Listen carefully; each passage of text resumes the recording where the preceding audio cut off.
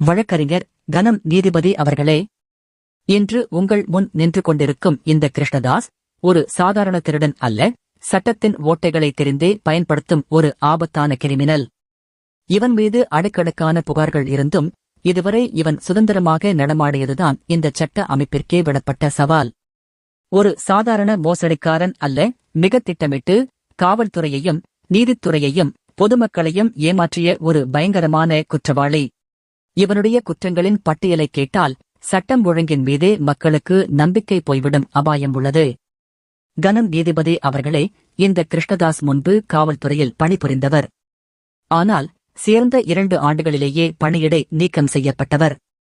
அந்த 2 வருட அனுபவத்தை வைத்து சட்டம் மற்றும் அரசு நடைமுறைகளில் உள்ள ஓட்டைகளை தெரிந்து கொண்டு அதை வைத்து மக்களை எப்படி ஏமாற்றலாம் என்று ஒரு பெரிய மாஸ்டர் பிளான் போட்டுள்ளார்.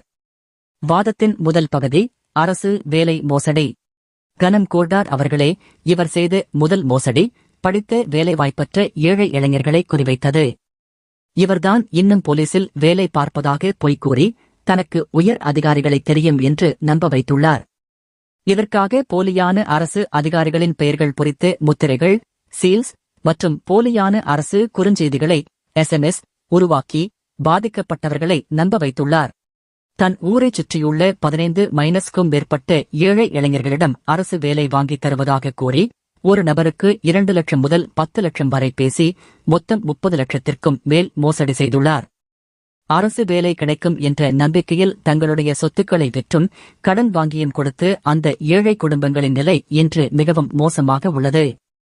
வாதத்தின் 2ஆம் பகுதி, பெண்களிடம் மற்றும் சீட்டு மோசடி. இவருடைய மோசடி இத்துடன் நின்றுவிடவில்லை.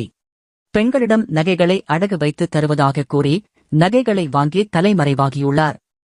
மேலும் தீபாவளி சீட்டு நடத்தி பல லட்சம் பணத்தை சேர்த்து சீட்டு பணம் கொடுக்க வேண்டிய நேரத்தில் ஏமாற்றியுள்ளார். அது மட்டுமா, வீடு கட்டுவதற்காக கடன் வாங்கியும் அம்மாவுக்கு உடல்நிலை சரியில்லை, நண்பனின் குழந்தைக்கு ஆபரேஷன் என பல்வேறு பொய் காரணங்களை கூறி பலரிடம் பணத்தை பறித்துள்ளார். கன்னியாகுமரி மாவட்டத்தில் மட்டும் இதுவரை இவனால் பாதிக்கப்பட்டவர்களின் எண்ணிக்கை அதிகம். இவன் மோசடி செய்த தொகை 70 லட்சத்திற்கும் மேல் இருக்கும் என்று தெரிகிறது. வாதத்தின் 3ஆம் பகுதி, நீதித்துறையை ஏமாற்றியது. கனம் கோர்டார் அவர்களே, இவருடைய மோசடி வேலைகள் தெரிந்தவுடன் பாதிக்கப்பட்டவர்கள் காவல்துறையில் புகார் கொடுப்பார்கள் என்று பயந்து தன் சொந்த ஊரை விட்டு வேறு ஊருக்கு தப்பிச் சென்றுள்ளார். அங்கு சென்ற பின்பும் சட்டத்தின் பிடியில் இருந்து தப்ப ஒரு மோசடி திட்டத்தை தீட்டியுள்ளார். தன்னை யாரோ ஏமாற்றிவிட்டார்கள் என்று கன்னியாகுமரி மாவட்ட நீதிமன்றத்தில் ஒரு பொய்யான திவால் வழக்கை, இன்சால்வென்சி பெட்டிஷன், தாக்கல் செய்துள்ளார். ஆனால் கன்னியாகுமரி நீதிமன்றத்தில் ஒரு திவால் மனுவை தாக்கல் செய்தான். தான் ஏமாற்றப்பட்டதாக ஒரு நாடகத்தை அரங்கேற்றினான். ஆனால் ஒரு நாள் கூட நீதிமன்றத்தில் ஆஜராகவில்லை. வாதத்தின் முக்கிய பகுதி, அடுத்தடுத்த மோசடிகள். கனம் நீதிபதி அவர்களே, இந்த இடத்தில்தான் நாம் மிக முக்கியமாக கவனிக்க வேண்டிய உண்மை ஒன்று உள்ளது. நீதிமன்றத்தில் எந்த மாதத்தில் இவர் இந்த திவால் வழக்கை தாக்கல் செய்தாரோ அதே மாதத்தில் தூத்துக்குடிக்கு சென்று மற்றொரு பெண்ணை ஏமாற்றி திருமணம் செய்வதாக கூறி அவருடைய மகளுக்கு மருத்துவர் MBBS இடம் வாங்கித் தருவதாக கூறி 57 லட்சம் மோசடி செய்துள்ளார். பாருங்கள் கனம் கோர்டார் அவர்களே, ஒரு மாவட்ட நீதிமன்றத்தில் நான் திவாலாகிவிட்டேன் என்று மனு தாக்கல் செய்துவிட்டு அடுத்த மாவட்டத்திற்கு சென்று 57 லட்சம் மோசடி செய்திருக்கிறான். சட்டம் மற்றும் நீதித்துறையை இவன் எவ்வளவு குறைவாக மதிப்பிட்டிருக்கிறான் என்று பாருங்கள். ஒருவன் இவ்வளவு தைரியமாக நீதிமன்றத்தையே ஏமாற்றியிருக்கிறான் என்றால் இவன் எப்படிப்பட்ட மோசடிக்காரனாக இருப்பான் என்று பாருங்கள். தூத்துக்குடியிலும் தன் மோசடி வேலைகளை முடித்துவிட்டு அங்கிருந்தும் திருவள்ளூர் மாவட்டத்திற்கு சென்று அங்கும் தன் மோசடி வேலையை தொடர்ந்துள்ளார். பிறகு மீண்டும் வேறு மாவட்டத்திற்கு சென்று மோசடி செய்துள்ளார். இப்படி எந்த ஒரு பயமும் இல்லாமல் இவ்வளவு தைரியமாக ஒருவன் காவல்துறையும் நீதித்துறையும் ஏமாற்றியிருக்கிறான். முடிவுரை மற்றும் கோரிக்கை. கனம் கோர்டார் அவர்களே, இவருடைய இந்த தொடர் மோசடிகள், போலியான முத்திரைகள், போலி குறுஞ்செய்திகள் இவை அனைத்தும் ஒரு பெரிய குற்றப் பின்னணியை காட்டுகிறது. இவன் பின்னாடி யார் இருக்கிறார்கள்? இந்த இவ்வளவு பணமும் எங்கு செல்கிறது? வேறு ஏதேனும் நாசவேலைகளுக்கு அல்லது தீய செயல்களுக்கு இந்த பணம் பயன்படுத்தப்படுகிறதா என்ற சந்தேகம் எழுகிறது. எனவே இந்த வழக்கை மிக தீவிரமாக விசாரணை செய்ய வேண்டும். இவன் மீது கடுமையான பிரிவுகளின் கீழ் நடவடிக்கை எடுத்து பாதிக்கப்பட்டவர்களுக்கு நீதி கிடைக்கவும் பறிபோன பணம் மீட்கப்படவும் உதவ வேண்டும். அதுவரை இந்த குற்றவாளிக்கு எந்த காரணத்தைக் கொண்டும் ஜாமீன் வழங்கக்கூடாது என்று மிக தாழ்மையுடன் கேட்டுக்கொள்கிறேன். வழக்கறிஞர் கனம் நீதிபதி அவர்களே, இந்த வழக்கில் நாம் மிக முக்கியமான ஒரு கேள்வியை எழுப்ப வேண்டியுள்ளது. இது ஒட்டுமொத்த காவல்துறை நிர்வாகத்தின் மீதான சந்தேகத்தை ஏற்படுத்துகிறது. சாதாரணமாக ஒரு நபர் 2 லட்சம் அல்லது 5 லட்சம் ரூபாய் மோசடி செய்தாலே காவல்துறையினர் உடனடியாக FIR பதிவு செய்து தேடுதல் வேட்டை நடத்தி குற்றவாளியை கைது செய்து விடுகிறார்கள். ஆனால் இந்த கிருஷ்ணதாஸ் விஷயத்தில் மட்டும் ஏன் இந்த மெத்தனப்போக்கு? பாதிக்கப்பட்ட மக்கள் கன்னியாகுமரி மாவட்டத்திலும் பிற இடங்களிலும் பலமுறை புகார் கொடுத்தும் இவன் மீது மட்டும் இதுவரை ஏன் உருப்படியான நடவடிக்கை எடுக்கப்படவில்லை?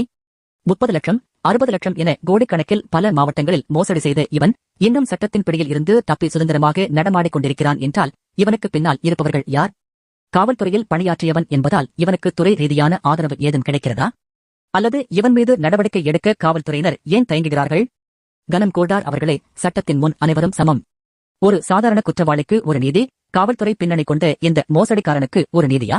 பல மாவட்டங்களில் கைவரிசை காட்டி போலியான ஆவணங்களை உருவாக்கி நீதிமன்றத்தையே திவால் மனு மூலம் ஏமாற்றிய இவன் மீது நடவடிக்கை எடுக்க தயங்குவது சட்டத்தின் மீதான மக்களின் நம்பிக்கையை சிதைத்துவிடும். எனவே இவருடைய அரசியல் அல்லது துறை சார்ந்த பின்னணிகள் எதையும் பார்க்காமல் உடனடி விசாரணைக்கு உத்தரவிட வேண்டும். இவன் பின்னால் இருக்கும் அந்த நிழல் மனிதர்கள் யார் என்பதையும் இந்த நீதிமன்றம் வெளிச்சத்திற்கு கொண்டு வர வேண்டும் என்று கேட்டுக்கொள்கிறேன். கனம் நீதிபதி அவர்களே, குற்றவாளி கிருஷ்ணதாஸ் என்பவர் திட்டமிட்டு பல மாவட்டங்களில் கோடிக்கணக்கில் மோசடி செய்துள்ளார். இவன் மீது கீழ்கண்ட சட்டப்பிரிவுகளின் கீழ் நடவடிக்கை எடுக்க கோருகிறேன். பிரிவு 420 ஏமாற்றுதல். சோகஸ்வேலி அரசு வேலை வாங்கித் தருவதாக 30 லட்சமும் மருத்துவ சீட் பெற்றுத் தருவதாக 60 லட்சமும் மோசடி செய்துள்ளார். பிரிவு 468 471 ஆவண மோசடி. சோகஸ்வேலி போலி அரசு முத்திரைகள் மற்றும் போலி குறுஞ்செய்திகளை உருவாக்கி மக்களை நம்ப வைத்துள்ளார். பிரிவு 170 ஆள்மாறாட்டம். சோகஸ்வேலி பணியிடை நீக்கம் செய்யப்பட்ட பின்பும் காவல்துறை அதிகாரி என பொய் கூறி ஏமாற்றியுள்ளார். பிரிவு 191 நீதிமன்றத்தை ஏமாற்றுதல். சோகஸ்வேலி சட்டத்தின் பிடியில் இருந்து தப்ப போலியான திவால் மனுவை தாக்கல் செய்து நீதிமன்றத்தையே திசை திருப்பியுள்ளார். கனம் கோல்டார் அவர்களே, இவ்வளவு ஆதாரங்கள் இருந்தும் காவல்துறை இவன் மீது நடவடிக்கை எடுக்க தயங்குவது ஏன்? இது பிரிவு 16(6) இன் படி கடமை தவறிய செயலாகும். எனவே உடனடியாக இவரை போலீஸ் காவலில் எடுத்து விசாரிக்கவும் பாதிக்கப்பட்ட ஏழை மக்களுக்கு நீதி வழங்கவும் உத்தரவிட வேண்டும் என கேட்டுக்கொள்கிறேன்.